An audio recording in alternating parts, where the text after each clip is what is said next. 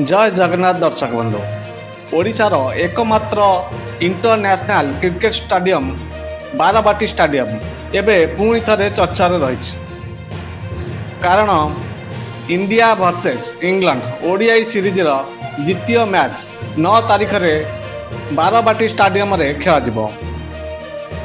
आज आम बारवाटी स्टेडियम इतिहास उपर नजर पकाइबा। दर्शक बंधु बारवाटी स्टेडियम हेउची भारतर सबुठारु पुराना क्रिकेट स्टेडियम मध्यरु अन्यतम, जोटा कि 1958 रे तैयारी होइतिला।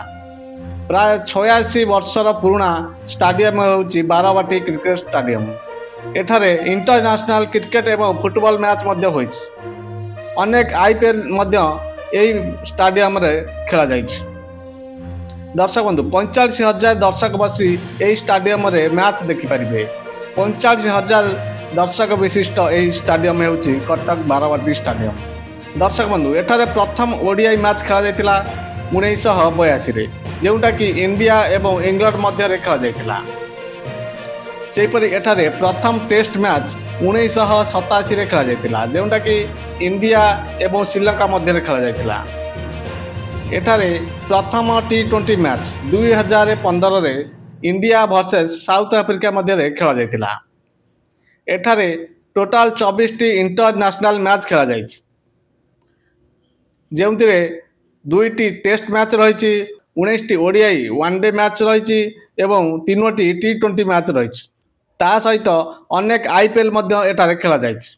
एठारे वनडे रे टोटाल 12टी सेंचुरी रही बेले टेस्ट रे गोटे सेंचुरी रही।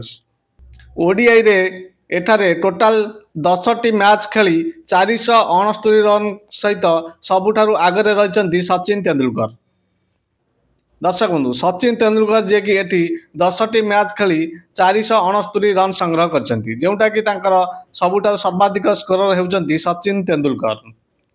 सेपरी रोहित शर्मा जे कि 3टी मैच रे एठारे 143 रन करछंती एवं विराट कोहली जे 4टी मैच रे 118 रन करि पाछंती।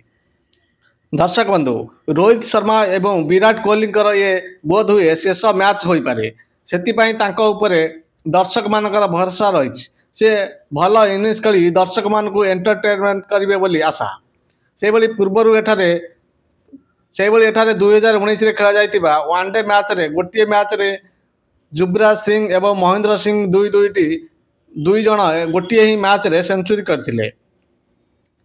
दर्शक बंधु रिपोर्ट केमिति लागिछि कमेंट बॉक्स में जरूर जनइबे। चैनल को लाइक एवं सब्सक्राइब करनेबे।